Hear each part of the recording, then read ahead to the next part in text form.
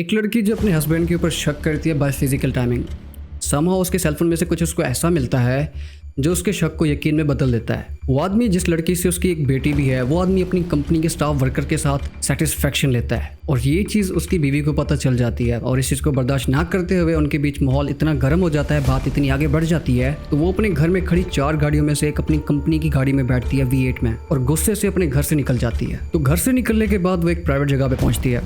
वहाँ पर वो सारी रात अल्कोहल पार्टीज और जुआ खेलना शुरू करती है। 50 से 60 लाख हारने के बाद उसके हस्बैंड को मेल रिसीव होते हैं तो वो उसका अकाउंट फ्रीज कर देता है। अगली सुबह के 3-4 बजे तक वो अपने पर्सनल अकाउंट से पैसे हारती रहती है और 5 बजे वो अपने घर के लिए रवाना होती है। लेकिन वो टाउन रोड से ऑफ होकर शॉर्टकट रास्ते से स्पीड अप करती है। जिस रास्ते से वो जा रही थी वहाँ की स्पीड लिमिट थी 40 और ये 90 to 100 जा रही थी। और उसी दौरान एक बाप अपनी बेटी को जॉब से पिक करके घर जा रहे होते हैं। उनका घर सिर्फ 20 मिनट की दूरी पे ही होता है पर पीछे से बैठी V8 प्राडो गाड़ी में लड़की उनको बहुत ही हॉरिफिक तरीके से कुचल देती है।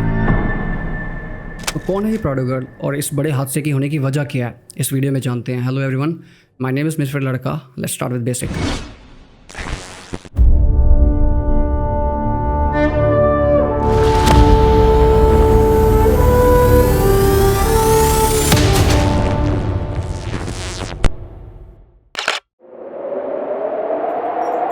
कराची की आर्मी टाउन में पैदा होने वाली लड़की जिसका नाम नताशा है, ये जून 3, 1993 में पैदा हुई है और 2010 में इसकी फैमिली शिफ्ट हुई कराची के एलीट एरिया में। इसका फादर आर्मी के हाई प्रोफाइल में से है और रिटायरमेंट होने के बाद इनको फ्लैट मिलता है यूएसए के अंदर। तो नताशा ने यूनिवर्सिटी ऑफ यूएसए से बिजनेस स्टडीज और ग्रेजुएट कंप्लीट किया। नताशा एक ऐसी बच्ची थी जो बचपन से ही बहुत ओवर थी और यूएसए में शिफ्ट होने के बाद ये मजीद बिगड़ गई। लाइक डेली अल्कोहल यूज करना एज वाटर, इंग्लिश में अब्यूज करने को ये कूल समझती थी। मतलब इसने अपने पेरेंट्स को टोटली ओबे नहीं किया था, हर काम उनके अगेंस्ट करती थी। इस केस को स्टडी करते हुए मुझे नताशा की एक बात बहुत ही डिस्टर्बिंग और स्पेट लगी। जब ये 17 साल की थी तो ये गुस्से से अपने घर से बाहर निकल गई थी गाड़ी लेके और कोई डिमांड पूरी ना होने पे। एक रैंडम जगह पे रुकने के बाद इसने ड्रंक करना शुरू कर दिया और वहाँ पे एक बैगर आता है। इसने उस बैगर के साथ अपने सारे दुख शेयर करने लगी, लेकिन दुख शेयर करते करते इसने उसके साथ सेक्स कर लिया। So this is how she lost her V card at the age of 17। तो नताशा उस बैगर को यूज़ करने के बाद सेटिस्फैक्शन लेने के बाद उसको फिर से कहती है कार के बाहर करते हैं। लेकिन जैसे ही वो बैगर कार से बाहर होता है, कार की विंडो लॉक करके स्पीड अप करती है और जाती है सीधा अपने दोस्त के घर। और उसके घर पहुंचने के बाद सीधा उसके रूम में जाकर वो गिर जाती है बेड के ऊपर, वो सो जाती है। उसकी फ्रेंड अमेलिया उसकी हालत देखने के बाद वो समझ जाती है कि ये ड्रंक है और जरूर इसका घर से झगड़ा हो गया है। और वो ये भी जानती थी नताशा अल्कोहल यूज ऐसे करती है जैसे मॉर्निंग में कॉफी। तो वो उसको थोड़ा बहुत डांटती है कि ऐसा मत किया करो, तुम पागल हो ये वो, लेकिन बाद में उसको कुछ नहीं कहती, वो उसको सोने देती है। कुछ टाइम हो जाने के बाद अमेलिया का फादर वो जॉब से वापस अपने घर आता है और वो देखता है गैराज के सामने एक गाड़ी नॉनसेंस तरीके से पार्क हुई है। तो वो अमेलिया की मॉम को कहता है जिसकी भी गाड़ी है उसको कहो साइड पे करे ताकि मैं अपनी गाड़ी गैराज में अंदर खड़ी करूं। तो अमेलिया की मॉम आवाज़ मारती है कि नताशा की गाड़ी साइड पे पार्क करो ताकि तुम्हारा डैड गैराज के अंदर खड़ी कर सके अपनी गाड़ी। अमेलिया देखती है ना तो उसके हाथ में कोई पर्स है, ना उसके हाथ में कीज़ है और ना ही उसका अपना सेलफोन है। तो वो समझती है कि कार के अंदर ही है, तो मैं क्यों ना जाके कार के अंदर बैठ के उसको मैं साइड पे करूं ताकि उसका डैड गैराज के अंदर अपनी गाड़ी खड़ी करे। अमेलिया जैसे ही नीचे आती है, कार का डोर खोलती है, उसमें से उसको काफ़ी अजीब स्मेल आती है। गाड़ी के अंदर की लगी होती है तो वो उसको स्टार्ट करके वो उसको साइड पे करती है। गाड़ी को साइड पे करने के बाद वो नताशा का सेलफोन ढूंढने लगती है। जैसे वो पिछली सीट को चेक करती है, वहाँ पर उसको वाइट ब्लड सेल के ड्रॉप्स पड़े मिलते हैं और वो ये भी नोटिस करती है किसी आदमी की पैंट पड़ी हुई है। अमेलिया ये चीज़ देखकर बहुत शॉक हो जाती है और फौरन अपने कमरे में आती है और नताशा से पूछती है What you have done today? तो नताशा बोलती है कोचेला में म्यूजिक पार्टी ज्वाइन करने से उसको अलाउ नहीं करते घर वाले। तो गुस्से के अंदर उसने ये सब कुछ कर दिया। तो इतनी घिनौनी हरकत करने के बाद नताशा बहुत डर भी रही होती है और उसने कुछ घंटे पहले जो कार में किया था उस पर उसको बहुत रिग्रेट भी था और वो ये भी सोच रही थी कि वो प्रेग्नेंट ना हो जाए। अपनी फ्रेंड की हेल्प के थ्रू वो किसी फार्मेसी से एक टैबलेट लेती है और उसको खिला देती है। कार को अपने गैराज में ही ड्राई क्लीन करते हैं। उसके बाद अमेलिया अपनी ड्रेस उसको दे देती है पहनने के लिए। नताशा की मोम कॉल करती है अमेलिया को और वो पूछती है कि वो कहाँ है। अमेलिया झूठ बोलती है, कहती है हाँ आंटी वो मेरे पास थी, आते ही सो गई फौरन, उसका सर दर्द कर रहा था, मैंने उसको अपना ड्रेस दे दिया था, वो बस अभी फ्रेश होकर निकली है हमारे घर से, आपके घर पहुंचती ही होगी। नताशा जब घर पहुंचती है वो अपनी मोम से नजरें नहीं मिला पा रही होती और उसकी मॉम नोटिस करती है उसका ड्रेस चेंज है, उससे परफ्यूम की खुशबू आ रही है, उसको शक हो जाता है ज़रूर कुछ ना कुछ गलत है। देन वो उसको चेक करती है and she found her daughter lost her V card, you know what I mean. फिर नताशा के ऊपर कर्फ्यू लग जाता है, कहीं भी इसको फजूल में घर से बाहर नहीं जाने देते, इवन उसके फ्रेंड्स के साथ भी नहीं। ठीक 3 साल के बाद नताशा कराची वापस आती है। फिर इसको शौक चढ़ता है एक्टिंग करने का। पाकिस्तानी 3 ड्रामों में इसको एक्टिंग करने का मौका भी मिला।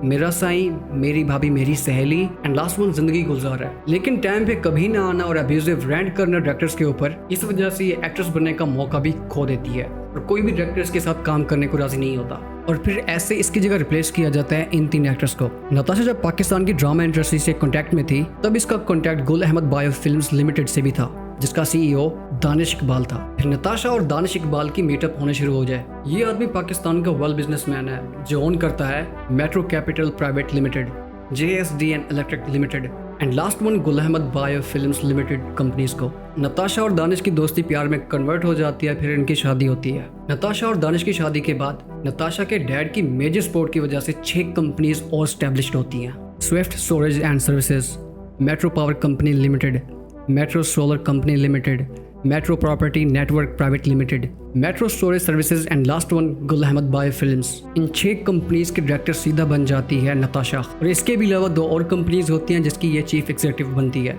सब कुछ सही चल रहा था, बिजनेस, शादी, करियर, फिर इनकी एक बेटी होती है। इनके बीच खुद के लिए टाइम ना निकालने की वजह से गैप्स पड़ जाते हैं। जब भी दानिश नताशा के साथ फिजिकल होता वो उसको सही टाइम नहीं दे पाता।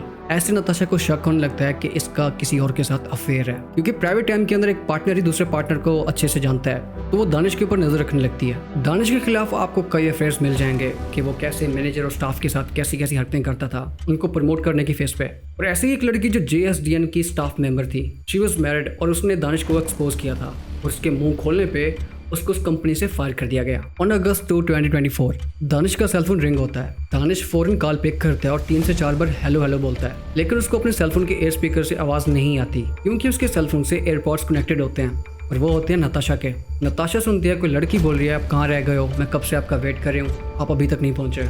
नताशा उस टाइम कुछ भी नहीं कहती और अपना मूड सही नहीं देने लगती दानिश को, क्योंकि वो उससे बहुत गुस्सा होती है एज ए डिसलॉयल। पर ये चुप्पी टूटती है ऑन अगस्त 18।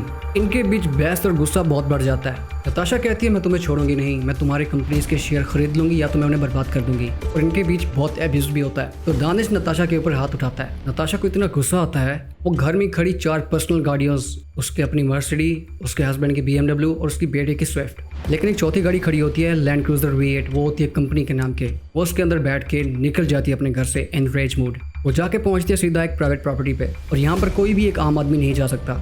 यहाँ पर सिर्फ और सिर्फ रिच एनिमल्स ही कंपनी कर सकते हैं। यहाँ अल्कोहल, ड्रग्स, पार्टीज और जुआ आम चलता रहता है, जिसका 30% शायद जाता है कानून को, तभी यहाँ पर रेट नहीं बढ़ते। नताशा यहाँ पर अल्कोहल कंज्यूम करती है और गुस्से और अपने दिमाग को कंट्रोल में लाने के लिए वो जुआ खेलना शुरू कर देती है। 50 लाख हारने के बावजूद भी वो जुआ खेलना नहीं रोकती, वो फिर भी कंटिन्यू करती है और ये सारे पैसे पेड किए जा रहे होते हैं बाय बिटकॉइन एंड इथेरियम। जिस अकाउंट को नताशा खाली करने में लगी होती है उसका एक्सेस दानिश के पास भी होता है। दानिश समझता है नताशा शायद अपने गुस्से को ठंडा करने के लिए हो सकता है वो ज्वेलरीज खरीद रही है। नताशा को 60 लाख हारने के बाद प्राइवेट पार्टी से दानिश को कॉल की जाती है और बोला जाता है कि नताशा ओवर कंट्रोल हो गई है, ये बैट लगाती जा रही है और अल्कोहल कंज्यूम करती जा रही है। तो दानिश उस अकाउंट को फ्रीज करवा देता है। नताशा यहाँ पर फिर भी नहीं रुकती, वो अपने पर्सनल अकाउंट से बैट लगाना शुरू कर देती है और ऐसे ये नेक्स्ट सुबह के 4 बजे तक खेलती रहती है बिना सोए। दानिश जब अगले दिन वो घर पहुँचता है वो देखता है नताशा घर पे नहीं है, तो वो फ़ौरन उसके फैमिली से कांटेक्ट करता है और उसको सब कुछ बता देता है। नताशा के पेरेंट्स उससे कांटेक्ट कर रहे होते हैं लेकिन उसका सेलफोन स्विच ऑफ होता है। 4 बजे एक आदमी सिविल में आता है, मैं ये नहीं बताऊंगा कि वो कौन है, आप समझदार हो समझ जाओ। वो इस प्राइवेट पार्टी में आता है और नताशा से कहता है मैं तुम्हारे डैड की तरफ से हूँ, तो तुम अब सीधा घर जाओ। और नताशा समझ जाती है दानिश ने मेरी फैमिली को इन्वॉल्व कर लिया है। वो उस पार्टी से चीज़ें तोड़ती हुई, चीखती हुई, चिल्लाती हुई अपनी V8 में बैठकर तेज़ी से निकल जाती है। नताशा जब घर के लिए निकलती है उसका रेज अभी भी कम नहीं हुआ। वो बाहर रोड जाने के बदले वो बीच में से एक शॉर्टकट रास्ता लेती है, क्योंकि उसके दिमाग में जो कुछ चल रहा था वो बस चाहती थी किसी को नुकसान पहुंचाए। इमरान आरिफ की बेटी जिसका सक्सेस का सिर्फ लास्ट ईयर था, उसके फादर ने ऑलमोस्ट 6 लाख से ऊपर उसके ऊपर स्पेंड किए हुए थे उसकी डिग्री पे, और वो उसकी डिग्री कंप्लीट होने ही वाली थी। उसके बाद या तो वो जॉब करती या मजीद अपनी पढ़ाई को आगे कंटिन्यू करने के लिए उसको बाहर अप्लाई करना पड़ता। अमना आरिफ यूनिवर्सिटी के बाद वो सीधा जॉब पे चली जाती रक्षा लेके, और जॉब से ऑफ होने के बाद वो अपने डैड को कॉल करती है वो उसे आए और घर ले जाए। उसका बाबा उसको पिक करके घर की तरफ जा ही रहा होता है। सिर्फ 20 मिनट्स का सफर होता है। इतने में नताशा लोगों को पीछे से क्रैश करती हुई आ रही थी। पिछली बाइक वाले की भी अच्छी किस्मत होती है क्योंकि वो एक कार के पीछे होता है, तब वो बच जाते हैं। अगर वो कार के पीछे ना होते तो नताशा उनको भी कुचल देती। तो नताशा गाड़ी और बाइक वाले को क्रैश करने के बाद फौरन स्पीड अप देती है कि लोग उसको कुछ पीछे से गाली ना दें या कुछ कहें ना। वो उस एरिया को एस्केप करने की कोशिश कर रही होती है और ठीक कुछ ही दूर आगे जाते ही वो देखती है एक सामने एक बाइक है। उनकी लाइफ को GTA गेम की तरह देखकर उनको अपनी V8 से कुचल देती है। इसके भी अलावा एक और फैमिली जो इस्लामाबाद से आ रही होती है, फिर V8 सीधा हिट करती है उनकी गाड़ी को। उसकी अपनी V8 तो उलट ही जाती है, लेकिन जो फैमिली कार थी वो रोड के ट्रैक से भी ऊपर जाके पड़ती है। उस फैमिली को बहुत ही गहरी चोटें लगती हैं, लेकिन जो नताशा थी वो safe and sound land cruiser से बाहर आती है, क्योंकि लैंड क्रूजर के अंदर एयरबैग्स थे और हर चीज़ उसके अंदर प्रीमियम थी, लेकिन फैमिली कार के अंदर कोई भी एयरबैग्स नहीं थे। नताशा को एक खरोच तक नहीं आती, लेकिन वो समझ जाती है कि उसने कितना बड़ा क्राइम किया। वो गाड़ी से बाहर निकलकर भागने की कोशिश करती है, और वहाँ पर जो उसने मंजर क्रिएट किया था, जो माहौल और एनवायरनमेंट क्रिएट किया था, उसे लोग देखकर और बर्दाश्त करते हुए उसको घेर लेते हैं और पुलिस के आने का वेट करते हैं ताकि वो उसको पुलिस के हवाले करते हैं। पुलिस के आने के बाद पुलिस नताशा को साइड पे करती है, क्योंकि वहाँ पर जो भीड़ लग चुकी थी, सब लोग यही कह रहे थे हम इस अमीर लड़की को नहीं छोड़ेंगे, उनका बदला खून। सिचुएशन को हैंडल करते हुए जो पुलिस में SHO होता है वो आर्मी को बुला लेता है, क्योंकि नताशा रिवील कर दी अपने बाप का नाम SHO को, और ऐसे इस केस के अंदर आर्मी शामिल हो जाती है। आर्मी सिर्फ यही चाहती है हम इसको कैसे भी करके नताशा को डिफेंड करते हुए यहाँ से निकाल कर थाने ले जाएं, ताकि वो सही सलामत पुलिस स्टेशन पहुँच जाए। और जो पीछे फैमिली कार और बाइक पे थी उनको फ़ौरन जिन्ना हॉस्पिटल एडमिट करते हैं। इमरान आरिफ और आमना आरिफ उसी टाइम एक्सपायर हो जाते हैं, लाइक हादसे के 3 मिनट के अंदर ही। जो फैमिली कार में होती है उस कार में 4 लोग होते हैं, ड्राइविंग सीट और उससे पिछली वाली सीट, इन दोनों को बहुत ही हैवी डैमेज आते हैं, और जो बाकी 2 होते हैं उनको जो कार का ग्लास टूटता है उन पे सिर्फ वही लगता है, लेकिन उनको ज़्यादा गहरी चोट नहीं आते। According to the medical report of father and daughter, Amna की रीढ़ की हड्डी, नेक की हड्डी, हाथों की और पाँव की हड्डियाँ टूट चुकी थी, इस वजह से उसकी डेथ हुई है। और सेम उसके फादर की ऐसी ही, उसकी नेक की हड्डी और रीढ़ की हड्डी टूटने की वजह से। इम्तियाज़ आरिफ, ब्रदर ऑफ इमरान आरिफ, बहादुराबाद के थाने में FIR काटता है। इतने में नताशा के पुलिस स्टेशन पहुंचने से पहले उसका लॉयर पहुंचा होता है, और वो सेक्शन को बार बार चेंज करवाने की कोशिश कर रहा होता है। मंडे नाइट एट 9 नताशा के ऊपर 4 चार्जेस लगते हैं, 320, 337G, 279 and last one 427 of PPC। 320 का मतलब है punishment for hurt, like temporary injuries and pain. 337G का मतलब है हर्ट बाय डेंजरस वेपन। 279 का मतलब है रश ड्राइविंग और riding public way. And last one 427, इसका मतलब है मिसचीफ कॉस्ट डैमेज, लाइक जानबूझकर हैवी डैमेज देना। तो इन 4 सेक्शन लगने के बाद नताशा अपने घर में जाके सो जाती है, सैडली। नेक्स्ट डे नताशा का हस्बैंड कहता है she had been taking medicine for mental stress. ये मरीज़ा है और उसे कुछ याद भी नहीं रहता, तो इसने बिना परमिशन के गाड़ी लेकर घर से बाहर निकल गई। और यही सब उसका वकील कोर्ट में कहता है। तो जो जज होता है वो फिल्मी नहीं होता, वो अक्लमंद होता है। तो वो यही कहता है how can a mentally ill person hold multiple positions in Pakistan top notch companies. तो वो नताशा को टेस्ट करवाने के लिए हॉस्पिटल भेजता है। हॉस्पिटल में जो डॉक्टर होता है वो इंडिया का होता है, चुन्नी लाल।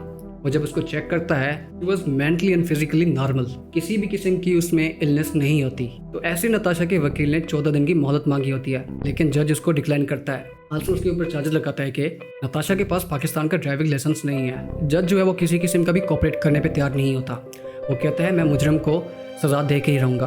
पूरी अवाम जस्टिस की उम्मीद पे ही थी कि एक प्राडो गर्ल को सज़ा मिल के ही रहेगी, एक अमीर अलीट घर की लड़की को सलाखों के पीछे जाना ही पड़ेगा। But sadly Natasha at this time Dubai के अंदर आराम से घूम फिर रही है, अय्याश कर रही है। इमरान आरिफ और आमना आरिफ और जो बाकी फैमिली थी जिनको डैमेज आए हैं उनके अंदर 11 करोड़ पे तकसीम कर दिया गया, जिसमें से आमना आरिफ और इमरान आरिफ की फैमिली को 5 करोड़ दिए गए हैं। तो ऐसे एक केस क्लोज हुआ है। नताशा के एलिट्स फ्रेंड्स वो इतनी घटिया कमेंट्स पास कर रहे थे ट्विटर के ऊपर और सोशल मीडिया के ऊपर, इतने घटिया पोस्ट कर रहे थे। उन्होंने एक क्लाउन डेथ कार्ड बनाया और कहने लगे कि ये डेथ सर्टिफिकेट है आमना आरिफ और उनकी फैमिली के लिए, बहुत शेमफुल है। और ये भी कहने लगे कि आमना आरिफ को हम 5 करोड़ रुपये दे रहे हैं तो वो एक्सेप्ट कर लें, अदरवाइज़ आमना आरिफ पढ़ाई और डिग्री कंप्लीट करने के बावजूद भी मंथ के अंदर 1 लाख रुपये भी कमाती तो उसको कम से कम 42 साल लगते उसको 5 करोड़ कमाने में। ऐसे भी घटिया अमीर लोग हैं। बाकी तुम लोग अपना वैल्यूएबल थॉट्स शेयर कर सकते हो नीचे कमेंट में, और इस वीडियो को ज़रूर शेयर करना as much as you can. बाकी यार प्लीज़ मेरी हालत देखो, just give me little rise, press the subscribe button. I will see you in the next video.